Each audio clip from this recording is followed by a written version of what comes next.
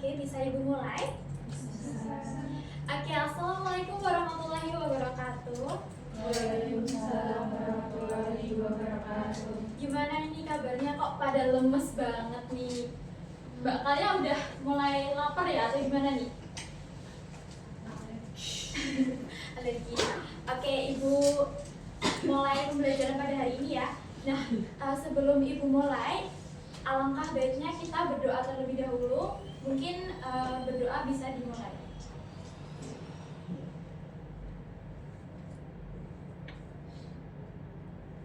Oke, berdoa bisa dicukupkan. Nah, anak-anak mungkin hari ini ada yang tidak hadir. Hanya semua. Oke, baik. Pada kesempatan kali ini kita akan belajar mengenai komunikasi dalam humas dan juga keprotokolan. Nah, mungkin ada di sini yang udah belajar semalam? Sudah. Oke, sudah belajar ya. Oke, Ibu lanjut.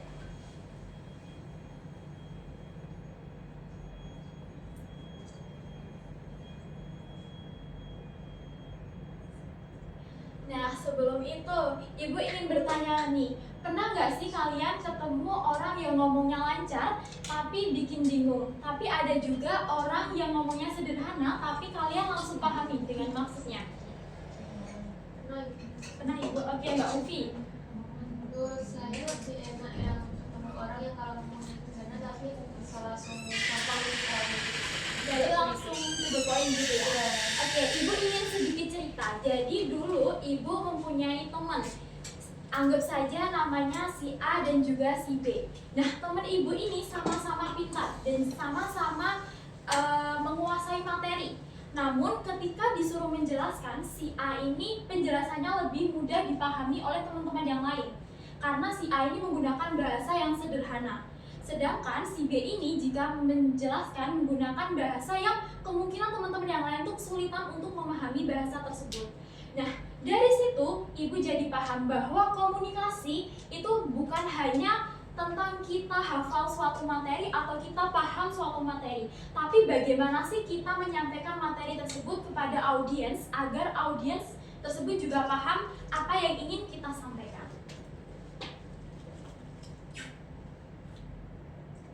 Oke, pada kesempatan hari ini diharapkan nanti setelah kita belajar mengenai komunikasi humas dan juga keprotokolan, nanti teman-teman dapat memahami apa sih itu peran humas dalam organisasi, lalu teman-teman dapat mengevaluasi ketepatan tindakan humas berdasarkan etika dan fungsi humas, serta dapat merancang solusi komunikasi dalam humas.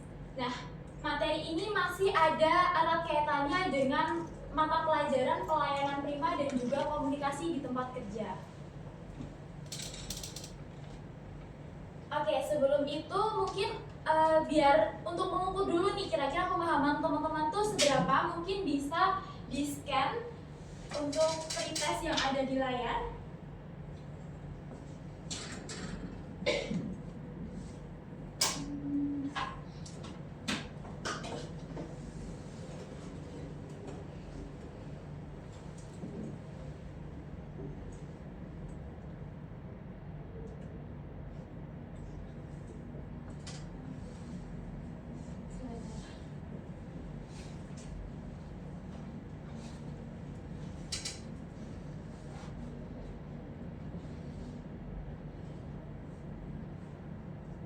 Boleh di-scan.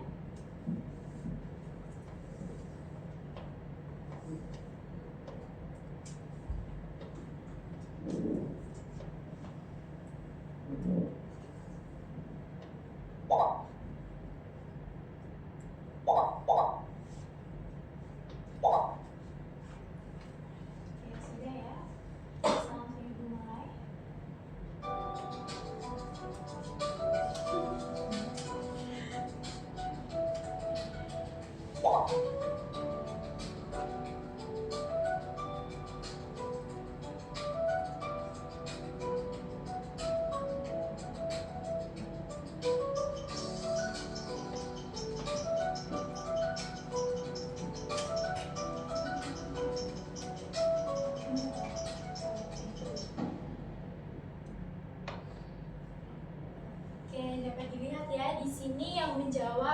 Benar, ada 5 orang dari 8 orang.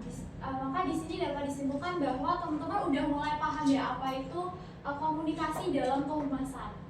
Oke, mungkin yang belum tepat, nggak apa-apa. Nanti kita akan belajar bareng-bareng nih tentang bagaimana sih komunikasi yang sesuai dalam humas.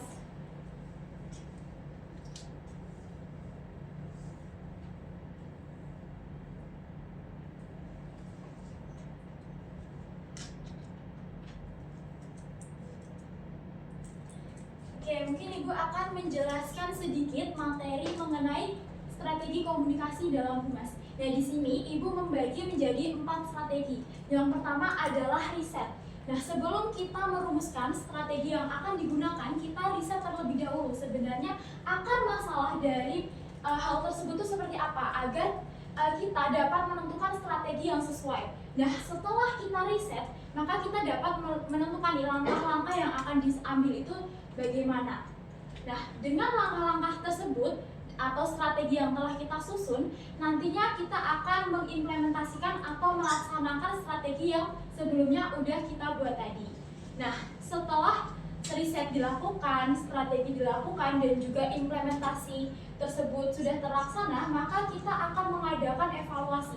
Tujuan dari adanya evaluasi ini adalah kita mengukur nih, sebenarnya strategi yang dilaksanakan itu sesuai atau tidak, maka untuk bahan evaluasi ke depannya. Nah, strategi tanpa riset itu hanyalah strategi yang tidak akan berjalan dengan baik. Namun, implementasi tanpa strategi, implementasinya tersebut juga tidak akan berjalan dengan lancar. Nah, jika kita tidak melakukan evaluasi, maka ke depannya kita tidak tahu nih solusi yang kita berikan itu sudah tepat atau belum. Maka dari keempat strategi tersebut, mulai dari riset, strategi, implementasi, dan juga evaluasi, di sini saling berkesinambungan dan juga saling berkaitan satu sama lain.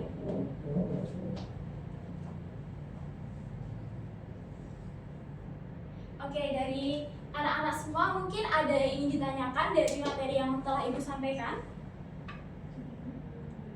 Belum ada ya? Oke, jika belum ada, Ibu yang bertanya. Nah, misalnya nih, ada tamu yang datang ke kantor dengan nada marah karena permasalahannya belum diselesaikan. Menurut kalian, apa yang sebaiknya dilakukan petugas humas tersebut? Apakah langsung minta maaf, diam menunggu, atau dengarkan dulu nih? Kira-kira ada yang ingin menanggapi? Saya Ibu. Oke, Mbak Siva. Menurut saya sebaiknya mendengarkan terlebih dahulu, dan supaya mengetahui apa permasalahan yang terjadi. Nah, benar sekali yang disampaikan Mbak Siva, bahwa sebelum kita menanggapi hal tersebut, kita mendengarkan dulu nih keluhan dari klien itu seperti apa, agar kita tahu akar permasalahan tersebut.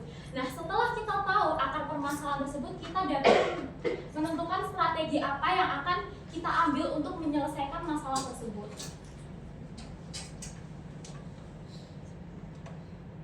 Oke, sekarang kita lanjut diskusi kelompok. Di sini nanti Ibu akan membagi menjadi 2, tim A dan juga tim B. Lalu Ibu akan membagikan lembar LKPD. Nah, nanti teman-teman bisa membaca instruksi yang ada di sini, dan nanti setiap perwakilan kelompok akan menjelaskan presentasi ke depannya, dan kelompok yang tidak menjelaskan atau kelompok satunya akan menanggapi seperti itu. Bisa dipahami?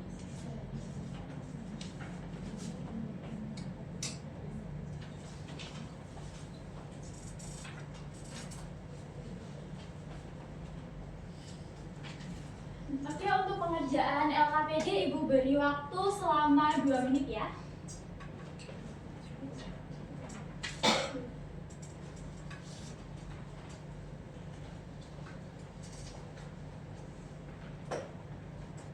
Oke, dari kelompok B ada kesulitan?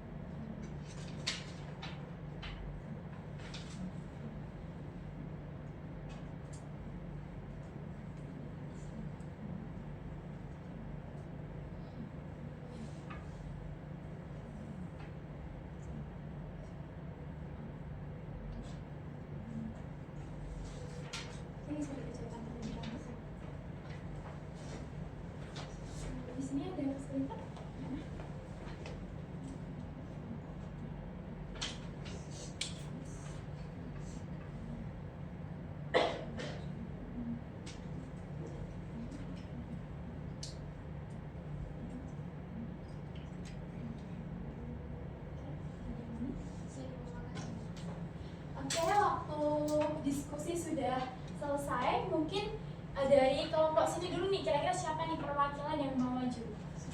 Oke, Mbak Mufi boleh?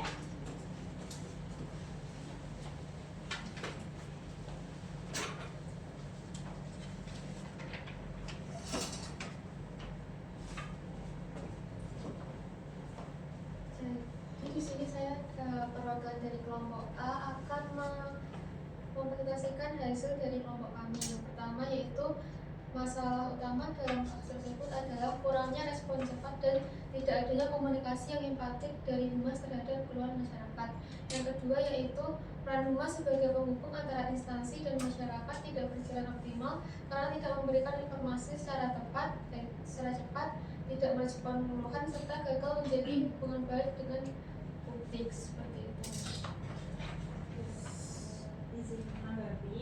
Nah, menurut kelompok A, bagaimana seharusnya peran humas itu dijalankan agar citra instansi tetap baik? Mungkin bisa humas seharusnya aktif untuk menjalin komunikasi dengan masyarakat dan memberikan klarifikasi serta menggunakan bahasa yang sopan dan empatik agar masyarakat mungkin merasa lebih dihargai. Terima kasih semuanya. Wassalamualaikum warahmatullahi wabarakatuh. Mungkin boleh minta tepuk tangannya? Oke, mungkin kelompok selanjutnya bisa perwakilan maju ke depan.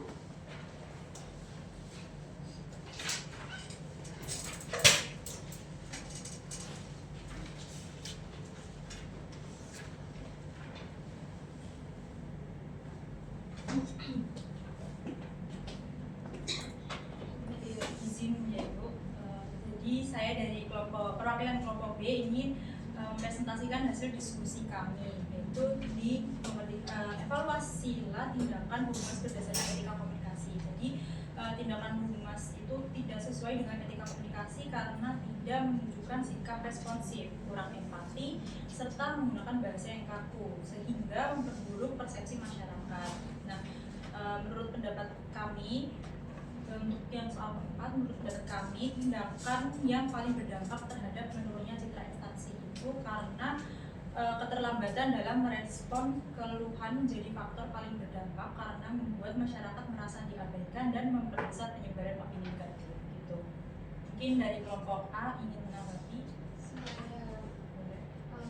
Jika kalian nantinya akan menjadi humas, lalu pada fase tersebut tindakan apa yang akan kelompok kalian lakukan terlebih dahulu? Tindakan yang kami lakukan itu kami akan segera merespon keluhan masyarakat dengan sopan dan empati, lalu memberikan penjelasan serta solusi agar masyarakat itu merasa didengarkan dan masalah tidak semakin meluas. Gitu. Oke, baik, terima kasih. Segitu yang bisa dapat saya sampaikan. Assalamualaikum warahmatullahi wabarakatuh. Waalaikumsalam warahmatullahi wabarakatuh. Oke, terima kasih. Mungkin sudah berakhir saya tanya.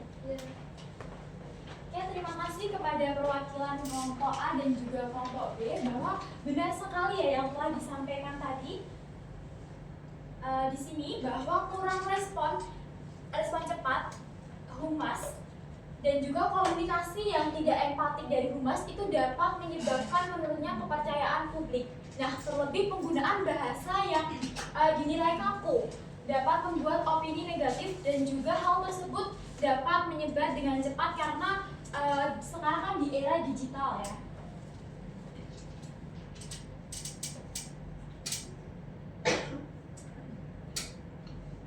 Nah, setelah kita mempelajari materi tadi, untuk mengetes nih kira-kira teman-teman udah pada paham atau belum? Di sini Ibu ada post test, mungkin bisa di-scan terlebih dahulu ya.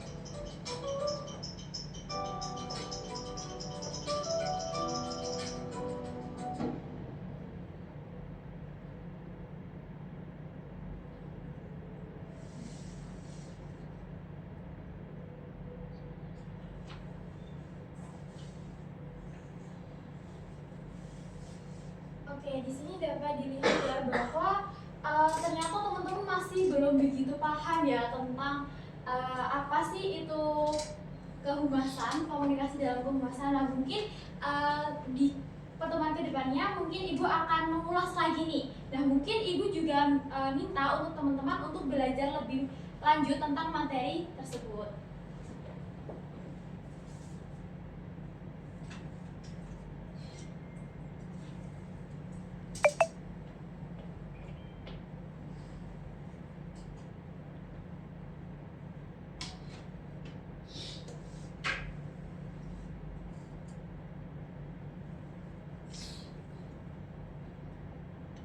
Oke, sebelum Ibu masuk ke kesimpulan, mungkin dari teman-teman ada yang ingin menyimpulkan pembelajaran pada hari ini?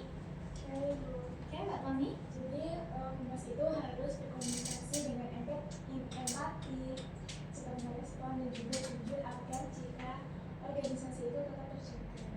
Nah, betul sekali yang disampaikan oleh Mbak Tami bahwa seorang humas itu adalah merupakan salah satu seni membangun kepercayaan. Jadi seorang humas harus mampu menjadi pendengar yang baik dan juga pembicara yang jujur. Nah, dengan cara ini organisasi tidak hanya sekedar memberikan informasi, namun benar-benar menjalin hubungan baik yang membuat citra mereka positif di mata publik. Oke, mungkin dari pembelajaran ini coba kita refleksikan. Kira-kira hal apa saja sih yang kita dapat dari pembelajaran pada hari ini? Mungkin dari teman-teman ada yang ingin menanggapi? Oke, Mbak Aul. Di sini hari ini saya belajar bahwa komunikasi itu bukan cuma tentang berbicara, tapi juga tentang bagaimana kita menyampaikan informasi agar mudah dipahami oleh orang lain. Saya juga jadi paham kalau humas itu harus bersikap empati dan profesional saat menghadapi masyarakat. Oke, benar sekali yang disampaikan Mbak Aul. Kamu hari ini udah belajar atau belum Mbak tadi? Kok yang disampaikan luar biasa banget ya tadi? Udah dari semalam atau baru aja nih belajarnya? Dari semalam. Oh, good. Tingkatkan lagi ya. Oke, dari teman-teman ada yang ingin menyampaikan pendapatnya lagi? Mungkin satu orang? Saya Oke, Mbak Ninda boleh? yang paling saya pelajari hari ini itu pentingnya merespon masalah dengan cepat dan jelas supaya tidak terjadi miskomunikasi. Nah, yang masih sulit bagi saya itu menentukan solusi komunikasi yang tepat ketika situasinya itu sedang terang dulu. Oke, benar banget ya yang disampaikan Mbak Ninda bahwa salah satu hal tersebut merupakan hal yang dapat kita pelajari pada hari ini. Nah, Mbak Ninda semalam udah belajar nih kayaknya kok bisa paham banget gitu. Iya, tentu itu. Oke, bagus ya, bisa ditingkatkan lagi. Nah, mungkin cukup sekian pembelajaran kita pada hari ini. Satu hal yang perlu kita ingat bahwa kemampuan komunikasi yang profesional merupakan salah satu keterampilan yang paling dicari di dunia kerja. Nah, cukup sekian pembelajaran kita pada hari ini. Sampai bertemu di pertemuan selanjutnya. Untuk pertemuan selanjutnya kita akan membahas mengenai pengelolaan rapat. Oke, dapat dipersiapkan. Tetap semangat belajar. Sampai jumpa di pertemuan berikutnya. Wassalamualaikum warahmatullahi wabarakatuh.